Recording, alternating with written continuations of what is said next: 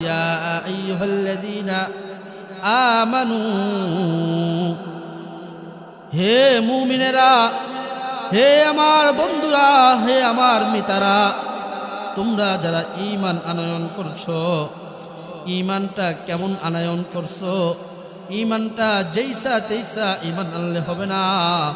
ঈমানটাকে আমিনু কামা আমানান নাস। আমার রাসূলের সাহাবীরা যেইভাবে ঈমান আনয়ন করেছে, তোমরাও ওই রকম ভাবে ঈমান আনয়ন করো। আমরা তো মনে করি আমার নাম আব্দুর রহমান, আমার নাম আব্দুর রহিম, আমার বাবা মুসলমান, আবার দাদা মুসলমান, এজন্য আমিও মুসলমান, আমিও মুমিন। যেহেতু আমার বাপ দাদা 14 গোষ্ঠী মুসলমান, সেহেতু আমিও মুসলমান। কিন্তু আল্লাহ রাব্বুল আলামিন বলতেছে, ঈমানের মাপকাঠি দিয়ে দিচ্ছেন, বলতেছে না না না, শুধু আব্দুর রহমান আর আব্দুর রহিমের ঘরে জন্ম নিলেই মুমিন হওয়া যায় না। মুমিনের ক্যাটাগরি আছে, মুমিনের মাপকাঠি আছে। মুমিন তো তারাই যারা সাহাবী ওয়ালা ঈমান নিয়ে জীবন যাপন করে, তাদেরকে কি বলে? মুমিন বলে। हम मुसलमान है मुसलमान, मगर हम में मुसलमानी नहीं, हम ईमानदार है ईमानदार, मगर हम में ईमानदारी नहीं। मुसलमान नाम धारण करी, नामाज पढ़ी ना, तारपरो बोली कि आमी बड़ मुसलमान। সমাজের মধ্যে সুদের বড় ব্যবসায়ী আমি, সমাজের মধ্যে সুদের বড় লেনদেন আমার সাথে হয়, তারপরও আমি বড় মুসলমান। কেননা আমার নাম আব্দুর রহমান, আমার নাম আব্দুর রহিম, এজন্য আমি মুসলমান দাবি করি। আল্লাহ রাব্বুল আলামিন বলতেছে না না না না, মুসলমান সবাই দাবি করলে হবে না, বরঞ্চ মুসলমান তো তারাই দাবি করতে পারবে দুই কাজ যাদের মধ্যে আছে। কয় কাজ? দুই কাজ। আল্লাহ রাব্বুল আলামিন বলতেছেন, ওয়ামান আহসানু কাওলাম মিম্মান দাআ ইলাল্লাহ, ওয়ামান আহসানু কাওলাম মিম্মান দাআ ইলাল্লাহ। যে ব্যক্তির মাঝে আল্লাহ ডাকতে ওয়ালা সিফাত আছে, যে ব্যক্তি আল্লাহকে আল্লাহ বললে ওয়ালা, আল্লাহর কথা বলতে পারে, আল্লাহর বরত্বের কথা মানুষকে জানায়, ওই ব্যক্তির কথার চেয়ে উত্তম কার কথা হতে পারে? যে ব্যক্তি কার কথা বলে? আল্লাহর কথা বলে। আল্লাহর কথা যিনি বলেন তিনি কি ঈমানদার। আরেক কাজ করতে হবে ঈমানের পাশাপাশি, সেটা হচ্ছে ওয়ামিলা সলিহাত। যদি নেক আমল করে, কি করে? নেক আমল করে, ঈমান আনছে, নেক আমল করছে, তাহলে এমন ব্যক্তি নিজেকে নিজে বলতে পারবে ওয়াকালা ইন্নানি মিনাল মুসলিমিন, তাহলে ওই ব্যক্তি নিজেকে নিজে মুসলমান দাবি করতে পারবে। কয় কাজ থাকলে? দুই কাজ। এক নাম্বার ঈমান ওয়ালা হতে হবে, দুই নাম্বার কি? নেক আমল ওয়ালা হইতে হবে। নেক আমল যদি না থাকে, আমার শুধুমাত্র ঈমান আছে।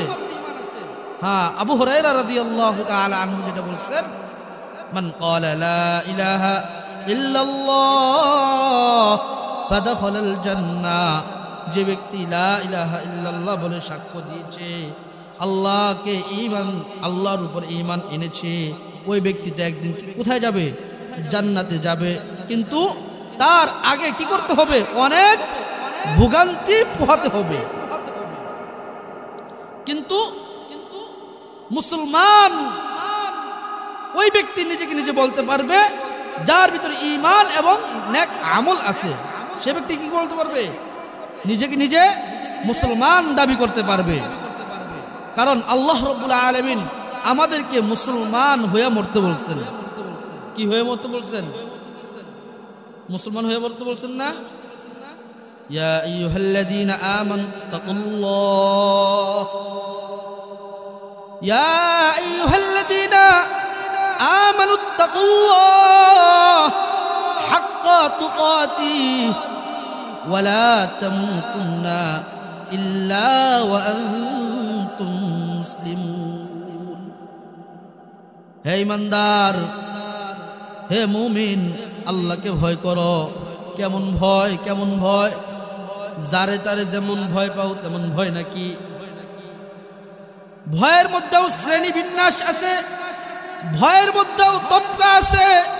আমি ভয় পাই, পিঁপড়াকেও ভয় পাই, আবার তেলাপোকাকেও ভয় পাই, আবার বাঘকেও ভয় পাই। সব ভয় কি একরকম? আমি পিপিলিকে দেখলে একরকম ভয় পাই, তারপরে বিড়াল দেখলে আরেক রকম ভয়, তারপরে কুকুর দেখলে আরেক রকমের ভয়, তারপরে যদি আবার একই রকমের প্রাণী বাঘকে দেখি, ভয়ের মাত্রাটা বাড়ে না কমে? বাড়ে।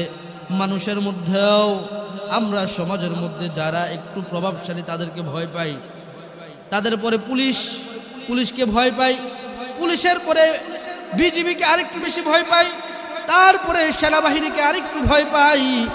ভয়ের মধ্যে যেমন তবকা আছে, এজন্য আল্লাহ রাব্বুল আলামিন বলতেছে যে আল্লাহ রাব্বুল আলামিন পুরা কুল কায়নাতকে সৃষ্টি করছেন। কুল কায়নাতকে সৃষ্টি করছেন আল্লাহ। আল্লাহ রাব্বুল আলামিনের পরিচয় দিতে গিয়ে বলতেছেন আল্লাহুল্লাযী জাআলা লাকুমুল আরদা قرارا والسماء بناء وصوركم فأحسن صوركم ورزقكم من الطيبات। আল্লাহ রাব্বুল আলামিন নিজের পরিচয় দিচ্ছেন। এই আল্লাহকে তোমরা চিনো কিনা? আল্লাহ তো হচ্ছেন তিনি আল্লাহুল্লাযী জাআলা লাকুমুল আরদা, যিনি এই জমিনকে সৃষ্টি করেছেন। জমিনকে কে সৃষ্টি করেছেন? আল্লাহ। এবং যিনি আসমানকে 7 তবকায় তবকায়, এমনি এমনি না, এক আসমানের পরে আরেক আসমান, আরেক আসমানের পরে আরেক আসমান, এরকম ভাবে আসমানকে জমিনের উপর খুঁটি হিসাবে সৃষ্টি করেছেন। অতঃপর ওয়াসাওয়ারাকুম ফাআহসানা সুওয়ারাকুম, আল্লাহ তো তিনি যিনি তোমাদেরকে সুন্দর চেহারা দিয়া, সুন্দর আকৃতি দিয়া সৃষ্টি করেছেন।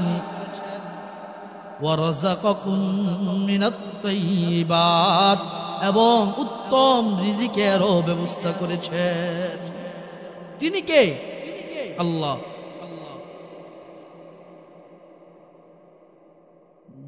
আল্লাহকে ভয় করতে যে বলছে, তবকা, ভয়ের মধ্যে কি আছে? তবকা আছে, লেভেল আছে। এই লেভেলের ভয় থেকে ওই লেভেলের ভয় আল্লাহ বলতেছে তোমরা যে আমাকে ভয় করবা।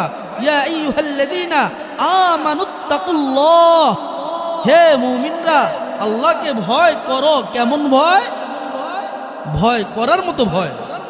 হাক্কা তুকাতি, এমন ভয় যেই ভয় মানুষের জন্য আসে এরকম ভয় না।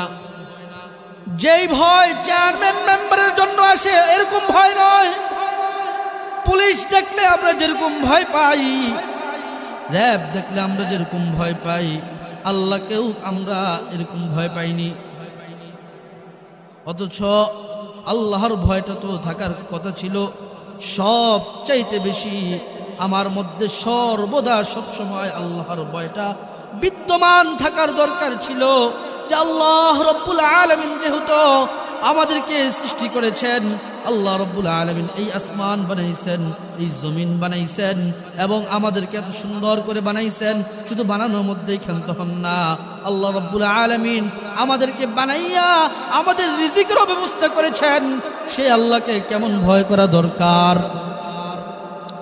এই জন্য আল্লাহ রাব্বুল আলামিন বলতেছেন ইয়া আইয়ুহাল্লাযীনা আমানুত্তাকুল্লাহ হাক্কা তুকাতিহি ওয়া লা তামুতুন্না ইল্লা ওয়া আনতুম মুসলিমুন। ও বান্দারা, মুসলমান না হইয়া ইন্তেকাল করিও না।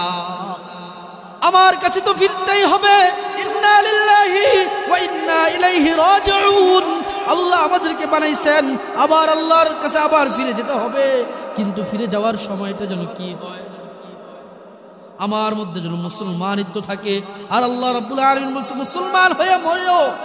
আপনি তো বলবেন, আমি তো বলবো হুজুর আমরা তো মুসলমান হই, কিন্তু না না না না, আল্লাহ এই মুসলমানের মরা মরতে বলে নাই।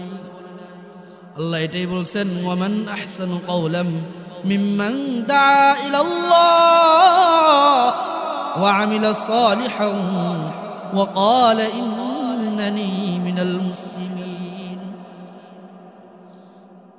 যারা ঈমান আনবে, ঈমান আনয়নের পর আবার নেক আমল করবে, তারা নিজেরা নিজেদেরকে মুসলমান দাবি করবে। তাহলে নেক আমল করতে হবে নি নাকি? আল্লাহ রাব্বুল আলামিন কুরআনের যেখানেই ঈমানের কথা বলেছেন সেখানেই নেক আমলের কথা বলেছেন। আল্লাহ রাব্বুল আলামিন বলেন ইন্নাল্লাযীনা আমানু ওয়া আমিলুস সালিহাত কানাত লাহুম জান্নাতুল ফিরদাউসি নুজুলা। জান্নাতুল ফিরদাউস আমি সবার জন্য রাখি নাই। বলবেন কার জন্য তাহলে জান্নাতুল ফিরদাউস? আল্লাহ বলেন ইন্নাল্লাযীনা আমানু, যারা ঈমান আনছে, ওয়া আমিলুস সালিহাত, এবং কি করছেন, নেক কাজ করেছেন, তাদের জন্য আল্লাহ রাব্বুল আলামিন বরাদ্দ রেখেছেন কি? জান্নাতুল ফিরদাউস। তাহলে এখানে ঈমানের পরপর কার কথা বলা আছে? নেক আমলের কথা বলা আসেনি? ঈমানের পাশাপাশি নেক আমলের কথা এখানে বলছেন। সূরা ৩, এই সূরার প্রথম ৪ আয়াতের মধ্যে আল্লাহ রাব্বুল আলামিন কসম খাইছেন ওয়াত-তিন ওয়াজ-যাইতুন ওয়া তুর সিনিন ওয়া হাযাল বালাদিল আমিন। কয়টা কসম? চারটা কসম খাইছেন। হ্যাঁ, কি বলতেছেন? লাকাদ খালাকনাল ইনসানা ফি আহসানি তাকওয়িম। আমি আল্লাহ রাব্বুল আলামিন মানুষকে সবচাইতে সুন্দর অবয়ব দান সৃষ্টি করেছি। একটু আগে ওই আয়াতের মধ্যে বলছেন ওয়াসাওয়ারা সুওয়ারাকুম ফাআহসানা সুওয়ারাকুম। ওখানে বলছেন আমি তোমাদেরকে উত্তম চেহারা দিয়া, উত্তম অবয়ব দিয়া সৃষ্টি করেছি। এখানেও আল্লাহ কি করতেছেন? চারটা কসম খাইছে। কয়টা? একটা করছেন 3 ফলের কসম, আরেকটা জাইতুনের কসম, তারপর তুর পর্বতের কসম, তারপর মক্কা নগরীর কসম। এই 4 কসম খেয়ে বলতেছে আমি মানুষকে সবচাইতে সুন্দর কইরা সৃষ্টি করছি। তাহলে আল্লাহ রাব্বুল আলামিন কত মায়া কইরা আমাদেরকে সৃষ্টি করছেন। এই মায়ার বান্দা সম্পর্কে কি বলতেছেন? কি সুম্মা রাদাদনাহু আসফালা সাফিলিন। আমি এত সুন্দর অবয়ব দিয়া মানুষ বানাইয়া এই মানুষটাকে জাহান্নামের সবচাইতে নিম্ন, সবচাইতে নিচের গর্তের মধ্যে নিক্ষেপ করব। নাউযুবিল্লাহি মিন যালিক। আল্লাহ কি বলতেছে? আমি মানুষকে সবচাইতে সুন্দর করে সৃষ্টি করেছি, আবার আমি এই মানুষগুলাকে জাহান্নামের সর্বনিম্ন সবচাইতে নিচের গর্তের মধ্যে নিক্ষেপ করব। কেন বলতেছে? তবে ওই সকল লোকদেরকে না যারা ইল্লাল্লাযীনা আমানু ওয়া আমিলুস সালিহাত, যারা আমার উপর ঈমান আনছে এবং নেক আমল করে, তাদেরকে ব্যতীত। তাহলে এখানেও কি ঈমানের পাশাপাশি আমালের কথা, নেক আমলের কথা বলা হয়েছে? বুঝতে পারছি? এইগুলো আরেকটা। 3 নম্বর, আল্লাহ রাব্বুল আলামিন সূরা আসরের মধ্যে কসম খাইছেন, সময়ের কসম খেয়ে বলতেছেন ওয়াল আসর ইন্নাল ইনসানা লাফি খুসর। আল্লাহ রাব্বুল আলামিন সময়ের কসম খেয়ে বলতেছে সমস্ত মানুষগুলো বিপদের মধ্যে আছে, ক্ষতির মধ্যে আছে। মানুষগুলো কোথায় আছে? ক্ষতির মধ্যে আছে, বিপদের মধ্যে আছে। তবে ওই সকল মানুষগুলো ক্ষতির মধ্যে নাই যারা ইল্লাল্লাযীনা আমানু ওয়া আমিলুস সালিহাতি ওয়া তাওয়াসাউ বিল হাক্কি ওয়া তাওয়াসাউ বিস সবর। এখানে 4 শ্রেণীর ব্যক্তিকে আল্লাহ রাব্বুল আলামিন মাইনাস করেছেন। এই 4 শ্রেণীর ব্যক্তি ছাড়া বাকি সবাই ক্ষতির মধ্যে আছে। 4-এর মধ্যে 2টা কি? একটা হলো ঈমান আর একটা কি? নেক আমল। তাহলে পাইলাম নি?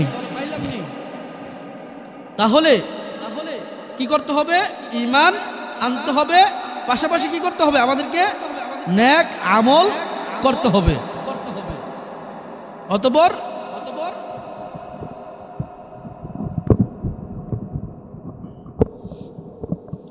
ঈমানের পাশাপাশি কি করতে হবে? আমাদেরকে নেক আমল করতে হবে। নেক আমল করলাম, ঈমান আনলাম, এখন কি ঈমান ছেড়ে দিব? হ্যাঁ, ঈমান ছাড়া যাবে? কেউ এসে যদি গুল্লি ধরে, ঈমান স্যার মেরেলাম, পারা যাবে? ছাড়া যাবে না? না না, আমরা তো এমন এক পরিস্থিতি আমাদের হয়ে গেছে যে আজকে 2000, 3000, 4000 টাকার বিনিময়ে নিজের ঈমানটাকে শেষ করে দিচ্ছি। অথচ আল্লাহ রাব্বুল আলামিন বলতেছেন না, এমনটা করো না। তোমাদের ঈমানটাকে এমন ভাবে মজবুত করো যেমনটা সাহাবায়ে কিরামের ঈমান মজবুত ছিল। এজন্য আল্লাহ রাব্বুল আলামিন কালামুল্লাহ শরীফের মধ্যে বলেন আমিনু কামা আমানান নাস। তোমরা আমার রাসূলের সাহাবীরা যে এরকম ভাবে ঈমান এনেছিল ওই রকম পর্যায়ের ঈমান আনো। সাহাবায়ে কিরাম কেমন পর্যায়ের ঈমানওয়ালা ছিলেন বলবো কিনা 2-1টা ঘটনা। আমরা সবাই জানি হযরতে বেলাল হাবশী রাদিয়াল্লাহু তাআলা আনহুর কথা। বেলাল হাবশী রাদিয়াল্লাহু তাআলা আনহু যখন ঈমান গ্রহণ করেছিলেন, আর বেলাল হাবশী রাদিয়াল্লাহু তাআলা আনহুকে কি পরিমাণের নির্যাতন করা হয়েছিল। বেলাল হাবশী রাদিয়াল্লাহু তাআলা আনহুকে আরবের মরুভূমিতে দুপুরবেলা আরবের বালুগুলো যারা সৌদি আরব থেকেছেন, এখন তো অনেক আধুনিক হয়ে গেছে, আগে তো আরো অবস্থা ছিল। এখন যারা আছেন তারাও বলে রৌদ্রের সময় মরুভূমিতে যাওয়া যায় না, বালুর এমন উত্তাপ। আর যখন এত কিছু ছিল না, পুরা আরব ছিল খালি আর খালি, তখন আরবের বালুগুলো কেমন গরম ছিল। ওই বালুর মধ্যে হযরতে বেলাল হাবশী রাদিয়াল্লাহু তাআলা আনহু ঈমান আনার অপরাধে চিৎ করে সুই দিয়ে বুকের মধ্যে এমন বড় পাথর এনে রাখছে, যেই পাথরের ওজনে বেলাল হাবশী নড়াচড়া করতে পারতো না।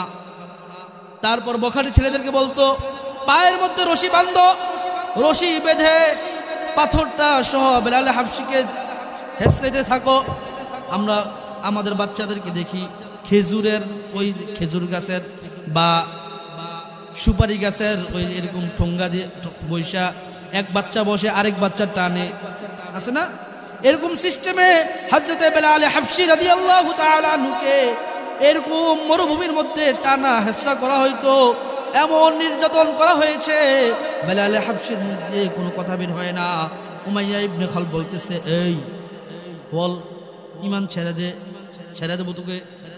বলতেছে কথা তো বলতে পারে না, মুখ নড়তেছে। একজন কানের কাছে আইসা দেখতেছে, দেখি বেলাল কি বলে।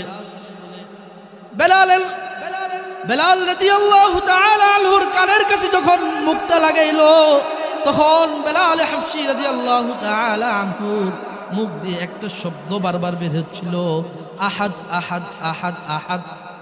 আহাদকে আল্লাহু আহাদ আল্লাহুস সামাদ লাম ইয়ালিদ ওয়া লাম ইউলাদ ওয়া লাম ইয়াকুল লাহু কুফুয়ান আহাদ।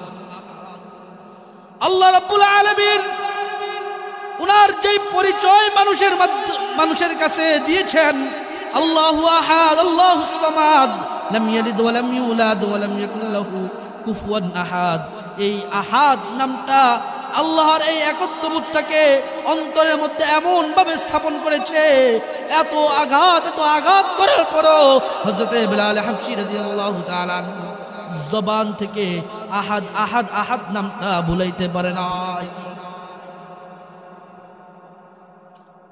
হযরত খাব্বাব রাদিয়াল্লাহু তাআলা আনহু, হযরত খাব্বাব রাদিয়াল্লাহু তাআলা আনহুকে হযরত ওমর রাদিয়াল্লাহু তাআলা আনহুর ক্ষমতা যখন চলতেছিল, শাসন আমল যখন চলতেছিল, হযরত খাব্বাব রাদিয়াল্লাহু তাআলা আনহুকে ওমর আযম ফারুক আযম হযরত ওমর ফারুক রাদিয়াল্লাহু তাআলা আনহু বলতেছে, ও ভাই খাব্বাব, ইসলাম গ্রহণ করার পরে তো অনেক কষ্ট নির্যাতন সহ্য করেছিলা, কেমন কষ্ট সহ্য করেছিলা আমাকে একটু বলবা কিনা? হযরত খাব্বাব রাদিয়াল্লাহু তাআলা আনহু পাঞ্জাবিটা এভাবে আলগি দিলেন। আলগি দেওয়ার পর হযরত ওমর রাদিয়াল্লাহু তাআলা আনহুর মতো এত শক্ত মানুষ মজলিসের মধ্যে হাউমাউ করে কান্না শুরু করেছে।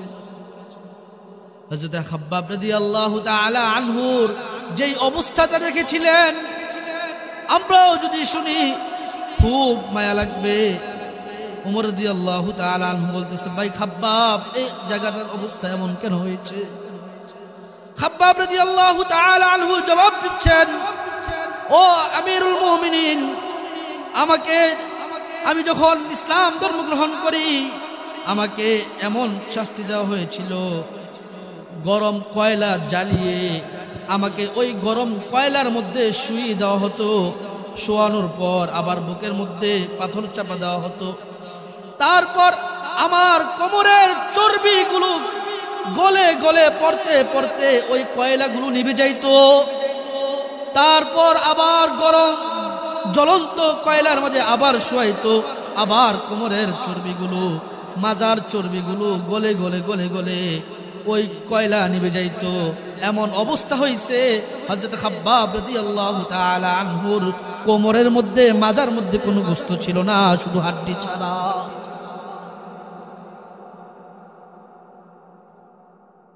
रग रग में मोहब्बत हो रसूल अरबी की, रग रग में मोहब्बत हो रसूल अरबी की, जन्नत की खजायम तो बैसलम है। साहबाए किराम তাদের রন্ধ্রে রন্ধ্রে আল্লাহ রাসূল সাল্লাল্লাহু আলাইহি ওয়াসাল্লামের জন্য মোহাব্বত ছিল, আল্লাহর প্রতি যে ঈমান এনেছিল ওই ঈমানটা অনেক গভীর ছিল, যেই গভীরত্বের বর্ণনা আমি দিয়ে শেষ করতে পারবো না। হযরত আব্দুল্লাহ ইবনে হুযাফা রাদিয়াল্লাহু তাআলা আনহু নবী করিম সাল্লাল্লাহু আলাইহি ওয়াসাল্লামের আরেক সাহাবী হযরত ওমর রাদিয়াল্লাহু তাআলা আনহুর জামানায় রোমের মধ্যে যুদ্ধের জন্য পাঠানো হয়েছিল। রোমের বাদশা তখন ছিলেন কায়সার। কে? কায়সার ও কিসরার ঘটনা শুনছি না আমরা। কায়সার ছিল কি? রোমের তখনকার বাদশা। একদল মুসলমানদেরকে বন্দী করে আনা হয়েছে, তার মধ্যে হযরত আব্দুল্লাহ বিন হুযাফা রাদিয়াল্লাহু তাআলা আনহু ছিলেন। আব্দুল্লাহ ইবনে হুযাফা রাদিয়াল্লাহু তাআলা আনহু বর্ণনা করতেছেন,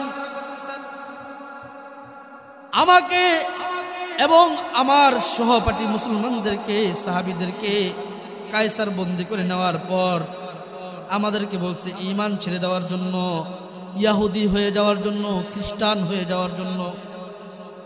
আমরা বলছি না না না না, সম্ভব না, কিছুতেই সম্ভব না। কায়সার আমাদের সামনে তার 2-3 জন সাথীকে সামনে আনছে, আইনা গরম তেলের কন্টেনার গরম করছে, গরম কইরা একজনকে ছাড়ছে তেলের মধ্যে, সাথে সাথে গোশতগুলো আলাদা হইয়া শুধু কঙ্কালটা ভাইসা উঠছে। তারপর খাব্বাবকে আব্দুল্লাহ ইবনে হুযাফাকে বলতেছে, আব্দুল্লাহ ইসলাম ছেড়ে দাও। বলতেছে না, সম্ভব না। তারপর আবার আরেকজনকে তেলের মধ্যে ছেড়ে দিয়েছে, তারও একই অবস্থা হয়েছে। তারপর বলতেছে, আব্দুল্লাহ এখনো সময় আছে, ইসলাম ছেড়ে দাও। বলতেছে না না সম্ভব না। তারপর আরেকজনকেও শহীদ করে দেওয়া হয়েছে এইভাবে। তারপর আব্দুল্লাহ ইবনে হুযাফাকে ঘরের মধ্যে বন্দি করে রাখছে, আবার ঘরের মধ্যে বন্দি করে বলতেছে আব্দুল্লাহ আমার রাজত্বের অর্ধেক দিয়ে দিব, ইসলাম ছেড়ে দাও। বলছে না সম্ভব না। বলতেছে আমার সুন্দরী রমণীকে তোমাকে দিয়ে দিব, বলতেছে তাও সম্ভব না। আমার প্যারা নবী সাল্লাল্লাহু আলাইহি ওয়াসাল্লামকে তো এই প্রলোভন দেখানো হয়েছিল। আল্লাহ রাসূল সাল্লাল্লাহু আলাইহি ওয়াসাল্লামকে এসে বলছেন মক্কার কাফেররা, ও ভাতিজা কি চাও? পুরা ধন সম্পদ, মক্কার যত ধন সম্পদ আছে সব তোমার নামে লিখে দিও। তোমার চেয়ে ধনী মক্কার জমিনে আর কেউ থাকতে পারবে না। নারী চাও কিনা? মক্কার মধ্যে আরব কান্ট্রির মধ্যে সবচেয়ে সুন্দরী নারীটা তোমার হাতে দিয়ে দিব। বলতেছে না না কোনো কিছুই সম্ভব না। সর্বশেষ জবাব দিয়েছে আমার এক হাতের মধ্যে যদি আসমানের চন্দ্রকে আয়না দেওয়া হয়, আরেক হাতে যদি সূর্যকে আয়না দেওয়া হয়, তারপরেও যদি বলেন ইসলামকে ছেড়ে দিতে, আল্লাহর দাওয়াত দেওয়া ছেড়ে দিতে, আমার দ্বারা তা সারা সম্ভব না। সেই নবীর সোহবত ইয়াফতা সাহাবী তো হযরত আব্দুল্লাহ ইবনে হুযাফা। সোহবতে সালেহ তুরা সালেহ কুনাদ, সোহবতে তালেহ তুরা তালেহ কুনাদ। যার সঙ্গ যারা দেয় তারা তো তার সঙ্গের কিছুটা হলেও কি পায়। আব্দুল্লাহ ইবনে হুযাফা রাদিয়াল্লাহু তাআলা আনহুকে ঘরের মধ্যে বন্দী করে রাখা হয়েছে। বাদশার মেয়েকে, কায়সারের মেয়েকে বলা হয়েছে তুমি যাও তার সামনে, তার মনোরঞ্জন করো, তাকে তোমার প্রলোভন দেখাও, তোমার শরীরের প্রতি আকৃষ্ট করো, দেখো না তোমার শরীরের প্রতি আকৃষ্ট হয়ে ইসলামকে ছেড়ে দেয় কিনা। 5 দিন পর আব্দুল্লাহ ইবনে হুযাফাকে নিজের ঘর থেকে বন্দিখানা থেকে বের করা হয়েছে। বন্দি করার পর তার মেয়ে বলতেছে বাবা কাকে আমার কাছে দিছো? আহাযা বাশারুন আম হিজারুন, আর সে কি মানুষ নাকি পাথর? সে তো 1 সেকেন্ডের জন্য আমার দিকে তাকায় নাই, সে আমার প্রতি আকর্ষিত আর কোত্থেকে হবে? তারপর আব্দুল্লাহ ইবনে হুযাফাকে বলতেছে এই তোমাকে আজকে ফাঁসির কাস্টে ঝুলানো হবে, তোমাকে আজকে হত্যা করা হবে। আব্দুল্লাহ ইবনে হুযাফা বলতেছে সমস্যা নাই, আমাকে শেষ করে দেন, তারপর ঈমান ছাড়বো না। অতঃপর হযরত আব্দুল্লাহ ইবনে হুযাফা রাদিয়াল্লাহু তাআলা আনহুকে মারার জন্য, শহীদ করার জন্য নিয়ে যাওয়া হচ্ছে। এমন সময় হযরত আব্দুল্লাহ ইবনে হুযাফা রাদিয়াল্লাহু তাআলা আনহু চোখের দিকে একজনের লক্ষ্য করে দেখতেছে আব্দুল্লাহ ইবনে হুযাফা অজরে কাঁদতেছেন। তারা মনে করছে হযরত আব্দুল্লাহ ইবনে হুযাফার মনে হয় মৃত্যুর ভয় ঢুকেছে, এই জন্য কান্না করতেছে। কায়সার এসে বলতেছে কি আব্দুল্লাহ এখন বুঝছো তো, এখন বুঝছো তো মরণ কত কষ্ট, এজন্য তোমাকে আমি বুঝতে পারছি তুমি ঈমান ছেড়ে দিবে এখন। বলতেছে আপনি কিভাবে বুঝলেন? বলতেছে তোমার চোখের পানি তো তা প্রমাণ করে।